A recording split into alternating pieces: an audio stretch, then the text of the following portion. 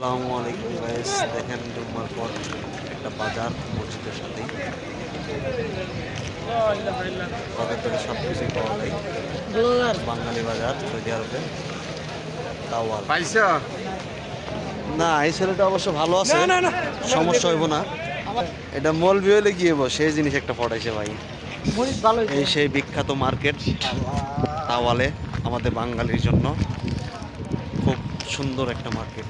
এখানে সব কিছু এই যে এখানে হচ্ছে 4টার পর থেকে বাজার বসবে। 11 টাকা, 10 টাকা, 5 টাকা, 3 টাকার করে বাজার বসবে এখানে, ঠিক আছে। বাজারটা খুব জটিলভাবে লাগে এখানে।